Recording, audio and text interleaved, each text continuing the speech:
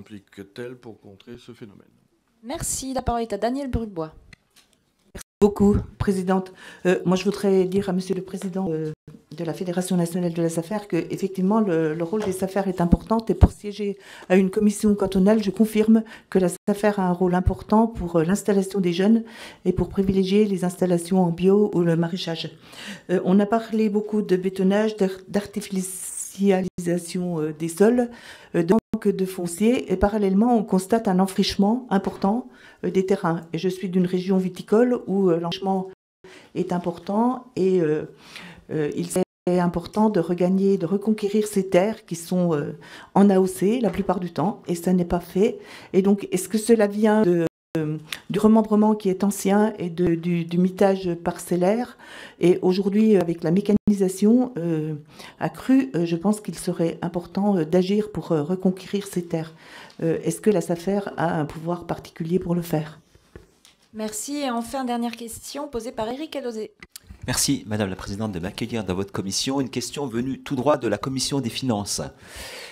Je suis là, au fond. Est-ce que l'impact de la fiscalité différentielle entre le capital mobilier et immobilier va avoir un impact sur les enjeux de préservation, de spéculation, etc. des terres, suppression de l'impôt sur de l'impôt de l'ISF transformé par l'IFI, flat tax, donc qui baisse considérablement l'imposition sur leur mobilière et la laisse là où elle est pour les valeurs immobilières et foncières, va avoir un impact sur tous ces enjeux que vous avez évoqués. Merci, Monsieur le Président. Vous avez la parole. Je vais commencer par la dernière. Nous sommes assez inquiets de la mise en place de l'IFI, sachant qu'on nous dit, mais ça ne change pas, avant les gens étaient taxés à l'ISF. C'est vrai, sauf qu'avant, l'ensemble des capitaux étaient taxés.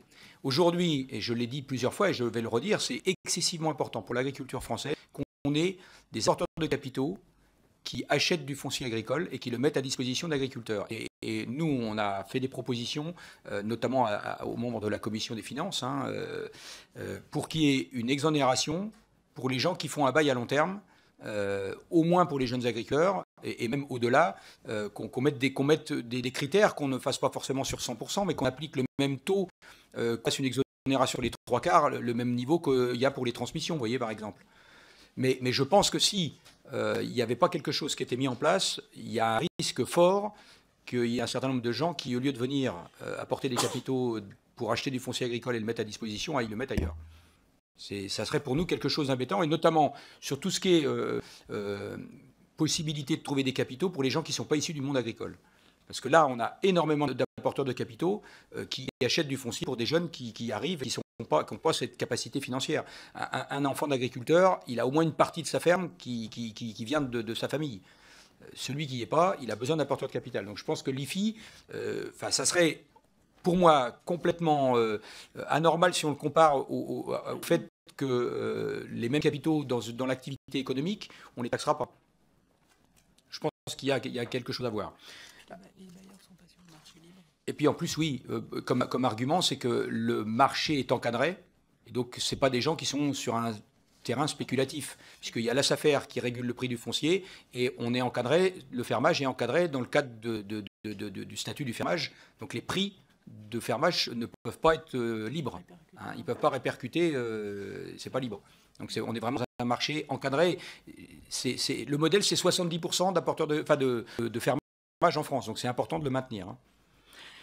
Alors, sur tout ce qui concerne l'enfrichement, moi je partage, je l'ai dit tout à l'heure, je pense que il faudrait qu'on ait une deuxième salve d'aménagement du territoire en France. Il y en a eu un dans les années 60. Alors, bien évidemment, je vais vous le dire parce que je sais que c'est un sujet sensible quand on parle de remembrement ou autre. Il y a des erreurs qui ont été faites qu'il ne faut pas recommencer. À l'inverse, s'il n'y avait pas eu de remembrement, l'agriculture ne serait pas ce qu'elle est aujourd'hui. Il y aurait sûrement beaucoup moins d'agriculture. Parce qu'il y a des parcelles qui sont inexploitables. Et je peux vous donner un exemple. Moi, je suis de Normandie. Vous allez dans la Manche. Il y a des terrains qu'aujourd'hui, on veut maintenir le bocage. Si on veut maintenir du bocage, il faut maintenir de l'agriculture. Et si on maintient des trop petites parcelles, le bocage va disparaître. Parce que les gens vont abandonner ces parcelles et c'est la forêt qui va prendre. Et donc on aura perdu le territoire. Donc il faut être capable d'imaginer un aménagement qui permette éventuellement d'enlever une haie aujourd'hui et de la remettre ailleurs. Ça, aujourd'hui, on est tout à fait capable de le faire. Et je peux vous, si ça intéresse certains d'entre vous, je peux vous amener sur un territoire qui a été complètement aménagé par un agriculteur qui est passionné de chasse et qui, au moment du remembrement, a dit « je vais aménager un territoire environnemental ». Et aujourd'hui, il est régulièrement visité, ce gars-là, parce qu'il n'y avait pas de haies là, et il a mis des haies en place. Donc vous voyez, on est capable, je pense qu'aujourd'hui, pour éviter l'érosion, on est tout à fait capable de faire des aménagements qui concilient l'intérêt économique et l'intérêt environnemental. J'en suis convaincu. Donc il faut le faire. Il faut le faire. Alors les zones, la SAFER, pour que tout le monde comprenne notre mode d'intervention, n'intervient que dans des zones A et les zones N, donc agricoles et naturelles. On n'intervient pas dans les zones urbanisées. On ne peut pas intervenir. On n'a pas de droit de préemption là. On peut le faire à l'amiable, mais on ne peut pas préempter. Et donc, on intervient dans les zones où il y a de la déprise.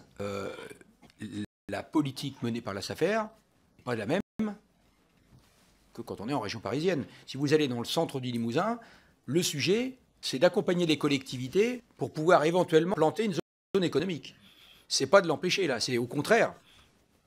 Au contraire, il y a une convention qui a été faite entre la SAFER et le département, je crois, de la Creuse, pour essayer de l'accompagner à faire ça.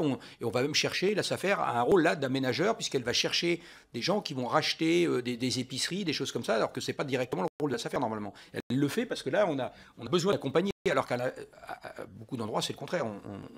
On empêche, parce que ça agrandirait les choses. Vous voyez, il y a vraiment une politique très différenciée sur le territoire national.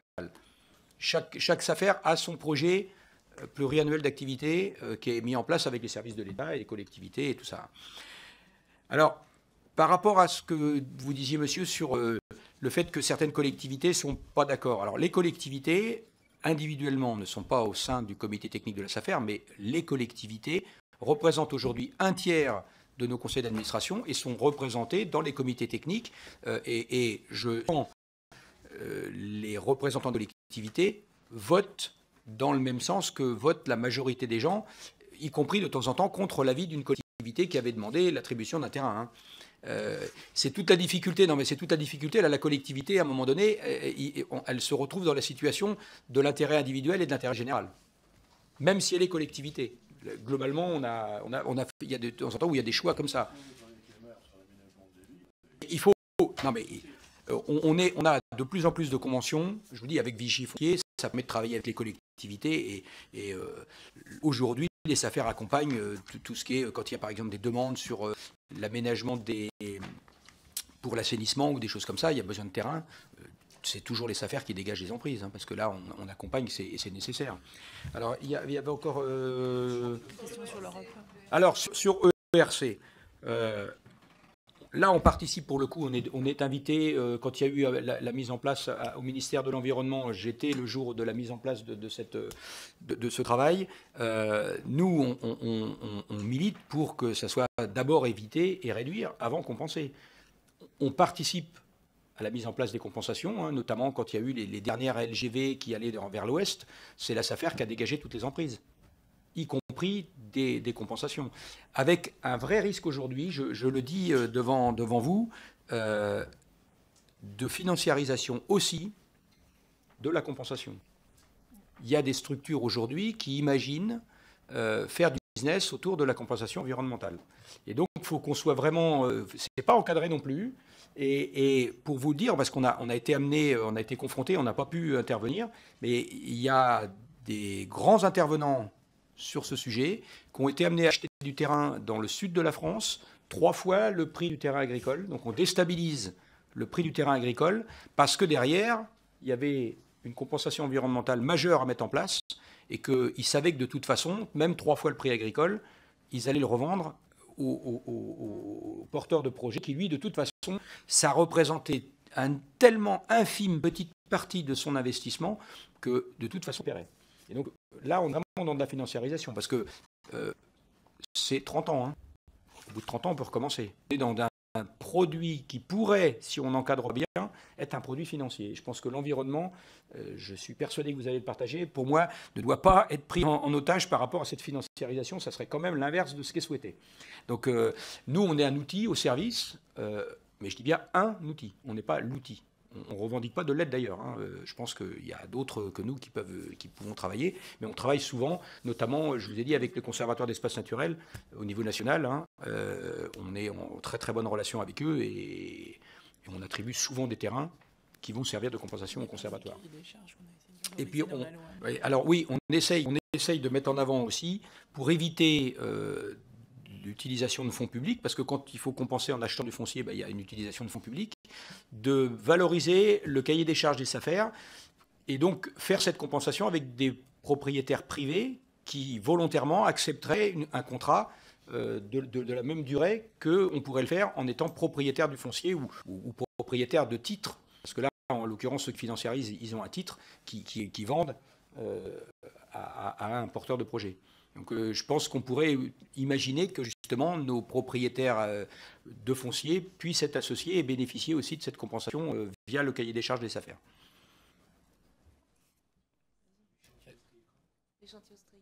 Alors, c'est la limite, tout à l'heure, de ce que je vous disais. En fait, quand on est en limite de la zone agricole, puisque l'ostréicole est classé en agricole, mais dès qu'on passe là, si on a besoin et que la collectivité à classer ça en zone de développement touristique ou je ne sais quoi, parce que là, en l'occurrence, c'est souvent ça. Alors, on s'appuie avec le conservatoire littoral, on essaye de jouer ensemble, mais malheureusement, on a le cas, ce que je vous disais tout à l'heure sur le bâti, c'est dans le bassin d'Arcachon, où les ostréiculteurs sont se faire mettre dehors de leur bâtiment parce qu'il y a des maisons qui valent 500 000 €. Et là, on est vraiment à la limite. C'est pour ça qu'il faut... les documents d'urbanisme, c'est la clé de tout. C'est la clé. C'est le document d'urbanisme. C'est une belle conclusion, Monsieur le Président. Merci beaucoup pour ces nombreux échanges et toutes les réponses aux questions qui ont été posées. On voit qu'on est sur un sujet sur lequel on est loin d'avoir fini.